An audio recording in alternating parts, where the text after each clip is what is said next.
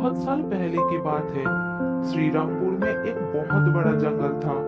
उस जंगल में चारों दोस्त रहते थे, हिरन, चूहा, कौवा और कछुआ।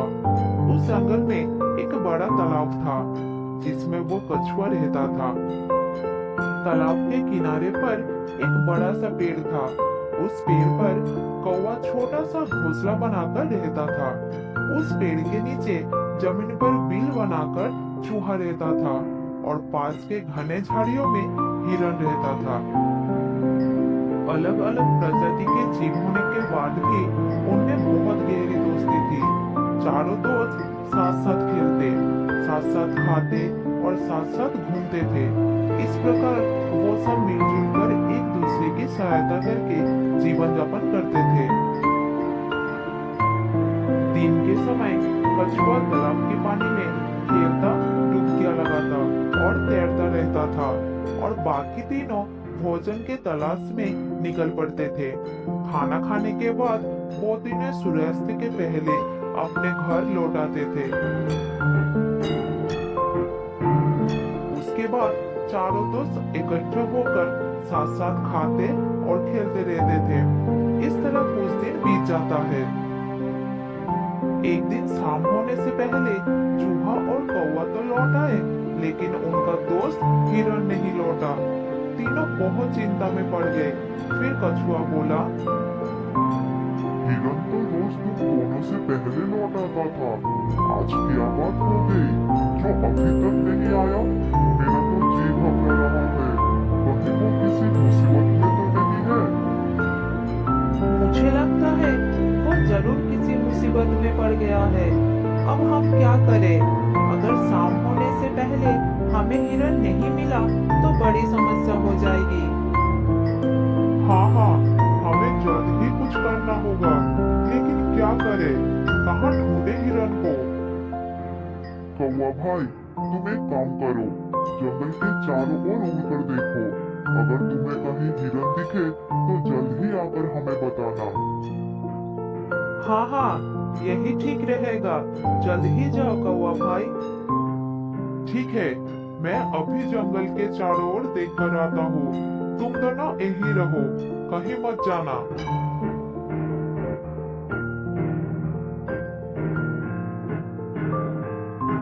ये कहकर कौवा वहां से चला गया।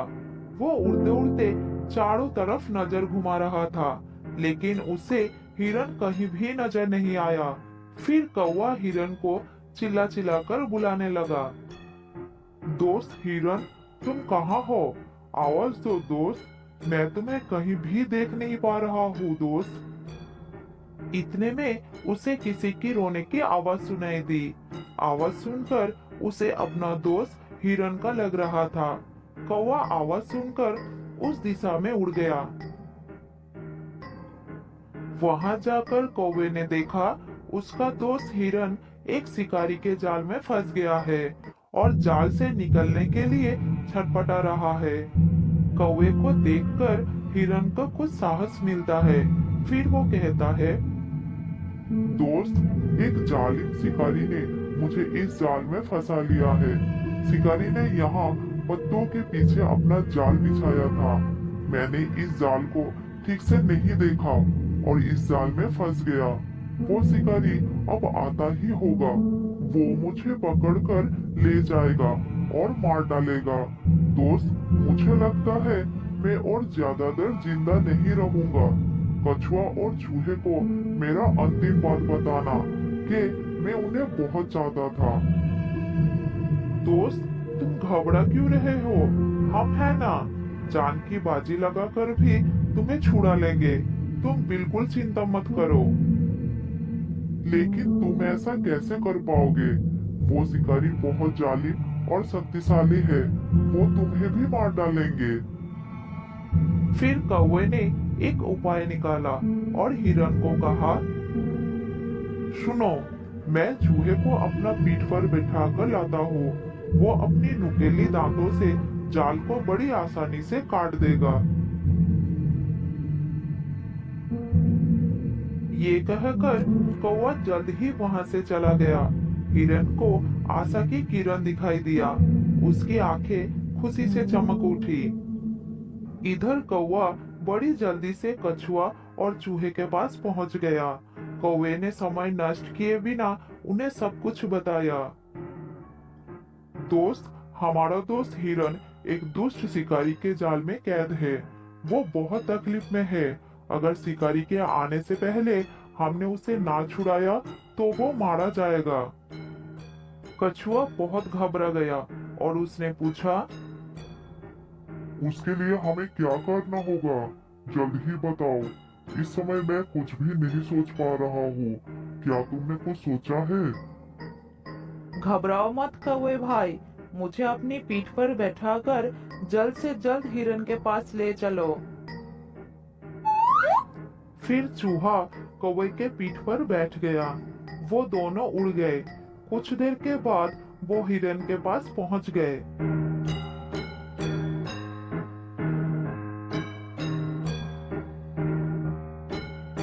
जाल काट के हिरन को मुक्त करने में चूहे को ज्यादा देर नहीं लगा। मुक्त होते ही हिरन ने उन्हें धन्यवाद दिया। तुम्हें बहुत बहुत धन्यवाद दोस्त। यदि तुम दोनों सही समय पर नहीं पहुंचते तो शायद आज मैं जीवित नहीं होता। बात करते करते कछुआ भी वहां पर आ पहुंचा और खुशी में शामिल हो गया। तब हिरन बोला, दोस्त, मैं बहुत भाग्यशाली हूँ जिसे तुम्हारे जैसे सच्चे दोस्त मिले हैं। चारों मित्र खुशी से नाचने कूदने लग जाते हैं। इतने में हिरन को शिकारी के आने का आहट सुनाई देता है और वो अपने दोस्तों को चेतावनी दी। भाइयों, देखो, वो जालिम शिकारी आ रहा है। तुरंत कहीं पर छुप जाओ। हिरन की बात सुनकर चूहा तुरंत पास के एक बिल में छुप गया। कौवा उड़कर पास के एक डाल पर बैठ गया और हिरन बड़ा छलांग लगाते हुए पास के झाड़ियों में घुस गया।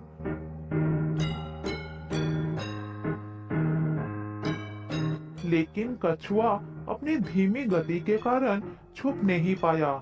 इतने में शिकारी आ गया और वो जाल को काटा देखकर हैरान हो गया। उसने सोचा कि इस जाल को काटा किसने। ये जानने के लिए वो इधर उधर देख रहा था। तब उसकी नजर कछुए पर पड़ी। कछुए को देखकर उसकी आंखें चौंक उठी। अरे वाह, हिरन नहीं मिला तो क्या हुआ? अब ये कछुआ मेरा शिकार बनेगा और मेरे परिवार का भोजन बनेगा। उसने कछुए को उठाकर अपने थैले में डाला और चल पड़ा।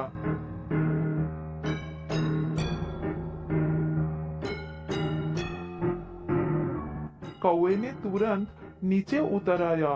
फिर हिरन और चूहा को बुलाया।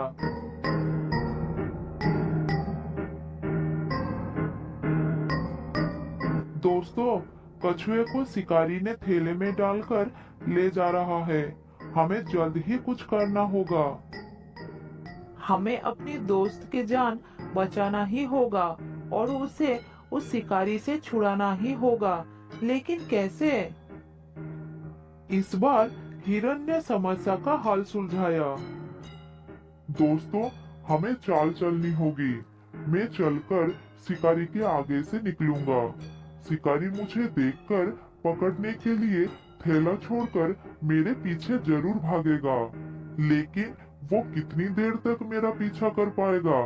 मैं उसे दूर ले जाकर चकमा दे दूंगा। इस बीच चूहा भाई थैले को काटकर कछुए को आजाद कर देगा। ये उपाय सबको अच्छी लगी थी। योजना के अनुसार हिरन जानबूझकर शिकारी के रास्ते में आ गया और हिरन को देखकर शिकारी खुश हो गया। वो थैला रखकर हिरन के पीछे दौड़ने लगा।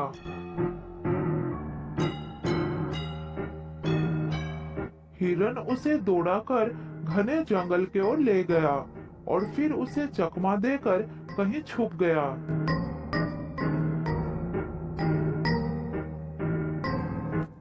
इस बीच चूहे ने अपना काम कर दिया था। कछुआ आजाद हो गया। इधर शिकारी हिरन हाथ न लगने के कारण बहुत नाराज हो गया। अब कछुए से ही काम चलाने की इरादा बनाकर जब वो लौटा तो उसे थैला भी खाली मिला। थैले में छेद बना हुआ था। शिकारी मुंह लटकाकर वहां से लौट गया। इस तरह से दोस्तों ने मिलकर हिरन और कछुए की जान बचा ली और वो खुशी खुशी रहने लगे। तो दोस्तों, इस कहानी से हमें ये समझ आता है कि अगर सच्चे दोस्त हो तो जीवन में मुसीबतों का आसानी से सामना किया जा सकता है। उदयपुर के जंगल में एक शेरनी अपने 2 छोटे बच्चों के साथ रहती थी। वो तीनों बहुत खुश थे। एक दिन उनके छोटे परिवार पर ग्रहण लग गया। कुछ शिकारी उस वन में आए और उन्होंने शेरनी के बच्चों को अपने जाल में फंसाने की कोशिश की। शेरनी ने अपने बच्चों को बचाने के लिए जान की बाजी लगा दी, लेकिन वो सफल ना हो पाया। शेरनी ने अपनी जान गंवा दी और उसके एक बच्चे को शिकारी पकड़कर ले गए।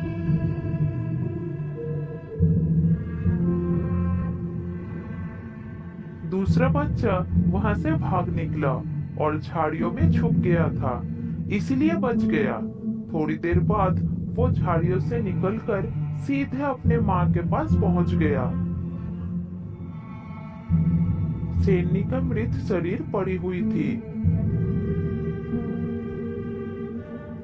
माँ, शिकारी चले गए हैं, लेकिन मेरे भाई को भी ले गए। तुम जल्दी से उठ जाओ और भाई को शिकारियों से छुड़ा कर ले आओ। माँ, तुम कुछ बोल क्यों नहीं रही हो? आंखें खोलो माँ। अरे, तुम्हारे शरीर से तो खून निकल रहा है। उन जालिमों ने तुम्हारे ऊपर गहरा वार कर दिया है। मैं बड़ा होकर उन्हें मार दूंगा। भगवान, मेरी माँ को ठीक कर दो। एक माँ हाथी पास ही खड़ी थी। वो बच्चे के सामने आई। उसे शेरनी के बच्चे पर बहुत दया आ रही थी।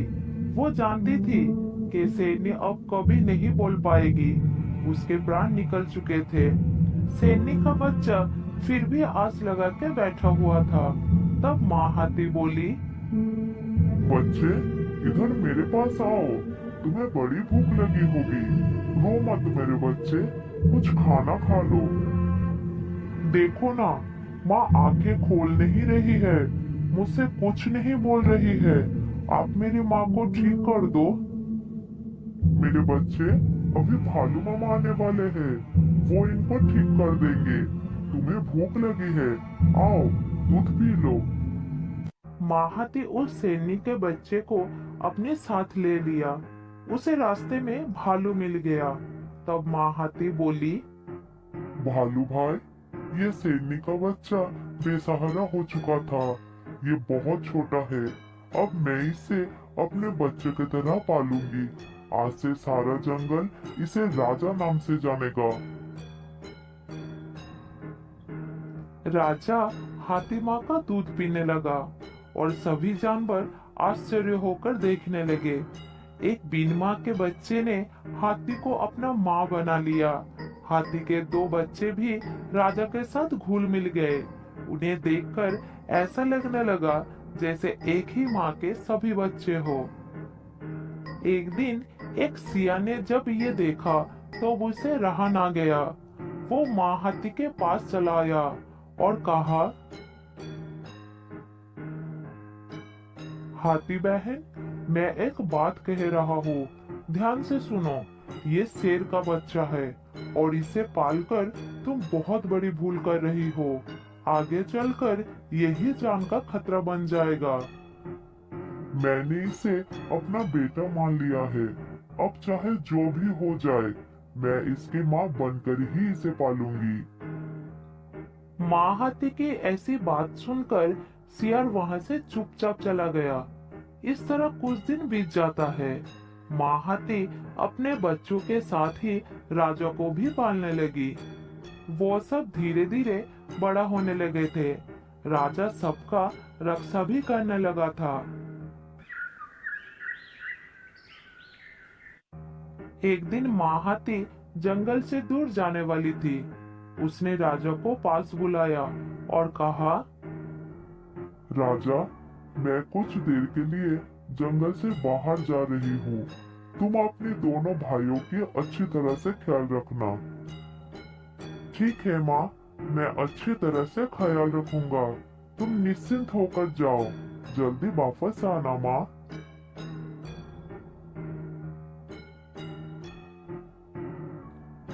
माँ हाथी चली गई और राजा के साथ हाथी के दोनों बच्चे खेलने लगे।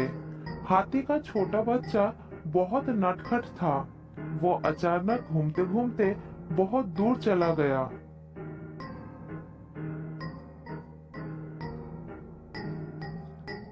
तब राजा नदी में जाकर कुछ मछलियां पकड़कर खा रहा था। थोड़ी देर बाद वो वापस आकर हैरान हो गया। वो देखा हाथी का छोटा बच्चा वहां पर नहीं था। अरे छोटू कहाँ गया? तुम तो अकेले हो और तुमने मुझे बताया भी नहीं। राजा भैया, छोटू बहुत ही बदमाशी करता है। अभी यही था, अचानक गायब हो गया।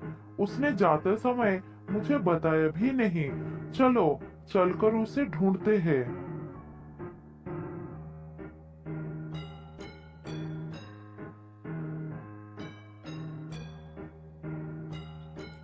राजा और माँ हाथी के बड़े बच्चे मिलकर छोटू को ढूंढने निकल पड़े, लेकिन उसका कहीं भी पता नहीं चला। इतने में माँ हाथी वहां पर आ गई। उसने उन दोनों को छोटू के बारे में पूछा। अरे तुम दोनों के साथ छोटू था, वो कहाँ है और तुम दोनों कहाँ जा रहे हो? माँ, हम साथ में थे और वो अचानक भागकर कहीं गायब हो गए। हम दोनों उसे ही ढूंढ रहे हैं। राजा, मैंने उसे तुम्हारे भरोसे छोड़ा था और तुम उसका ध्यान नहीं रख सके। इतने में वहां पर सियार आ गए और उसने माँ हाथी को उल्टा सीधा समझाने लगा। राजा के मुंह में मछलियां खाने के कारण खून लगा हुआ था। ये सब देखकर सियार बोला, देख लो हाथी बहन, इस राजा के मुंह में खून लगा हुआ है। मुझे पूरा विश्वास है कि इसी ने ही छोटू को खा लिया है। तुमने इतने दिनों तक सांप को दूध पिलाया और उसने तुम्हें डस लिया है। माँ हाथी ने सियार के बात पर यकीन कर लिया और राजा को कहा, तूने ही मेरे छोटू को मारा है। तू तो गद्दार निकला। जिस थाली में खाया उसी में छेद कर दिया। मैं तुझे मार डालूंगी। माँ, मैंने अपने भाई छोटू को नहीं मारा है। मैं तो अपने दो भाई से बहुत प्यार करता हूँ। अपनी गंदी जबान से मुझे माँ कहकर मत बुला। तू मेरे लिए मर चुका है। मैं तेरा चेहरा भी नहीं देखना चाहती हूँ। चला जा यहाँ से। राजा को बहुत कष्ट हुआ और वो चुपचाप वहां से चला गया।